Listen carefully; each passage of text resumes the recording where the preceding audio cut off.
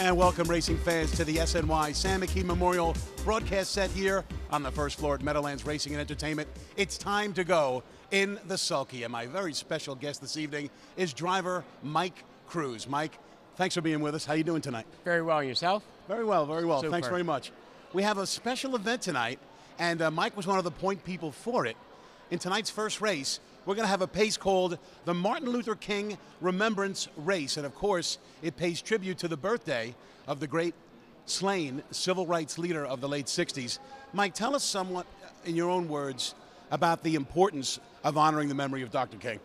Well, the importance is to always remember the quality of life that he emphasized with everyone, and the equal rights for everyone to be the same as Americans, not only black, white, Latinos, Asians, that we're all equal and we all should stand on the same playing field.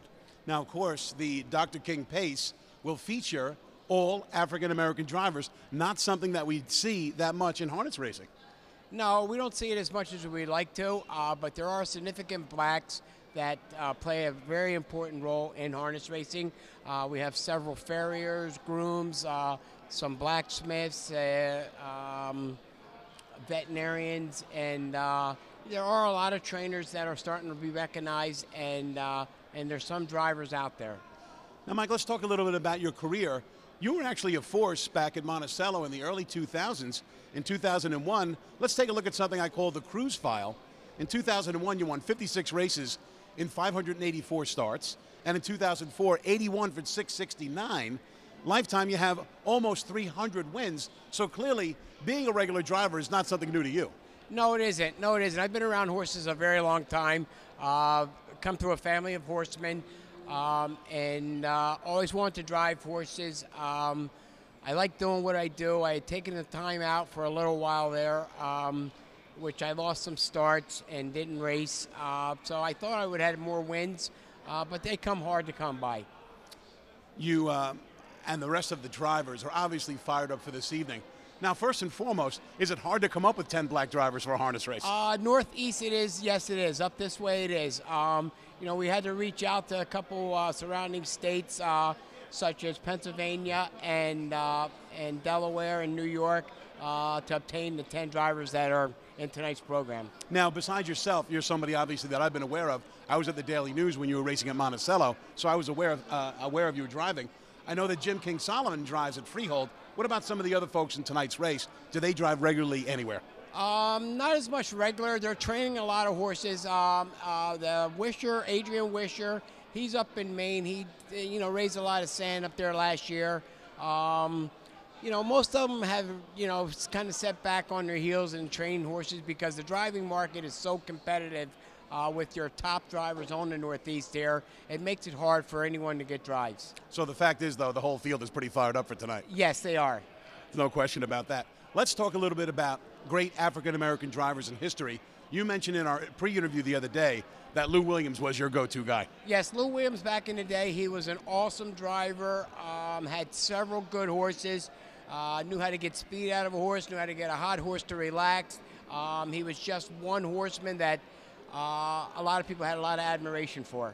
Now, let's fast forward from Lou, who was in the late 70s. He, by the way, won 17 driver titles at Northfield Park. I saw that during my looking back at history. Montrell Teague is the now guy in terms of the African-American community, driving horses for his dad, George, and of course, he handled the great Wiggle It, Jiggle It. Where do we get the next Montrell Teague, Mike? He's out there. It's just a matter of bringing awareness to young black guys that really want to participate and get on a good path to a good career, an illustrious career.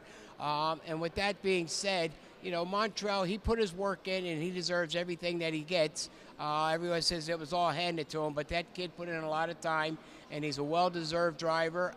It's a shame he's not getting more, but I don't think he's putting himself in a position to get more drives right now. Well, he certainly is a talented horseman. There's no question about that. Absolutely. He just doesn't need his dad's horses to be successful. No, he doesn't.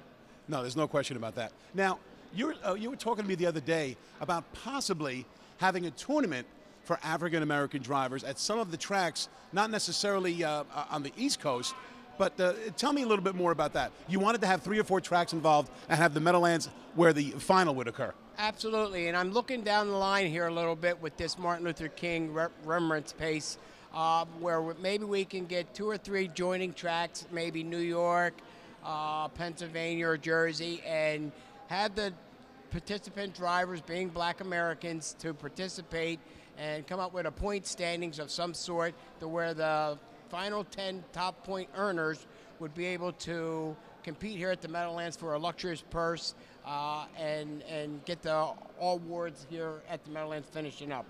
Would they be able to get this together and to get enough participants in order to have a tournament?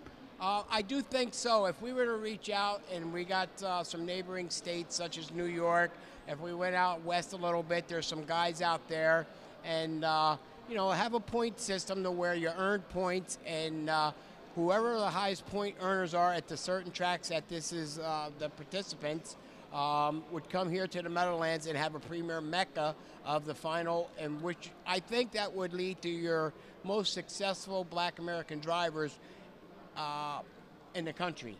What about getting more African American youth involved in harness racing? To me, that seems to be the key. Yes, that is a big key, and it's a big factor in bringing youth and awareness to the program. I think we need to have where some of these guys can come off the streets and get some of these guys where we go out as drivers and trainers and introduce the sport to them to where they're not aware of, where they can go out and jog a horse. When I jogged my first horse, I knew what I wanted to do.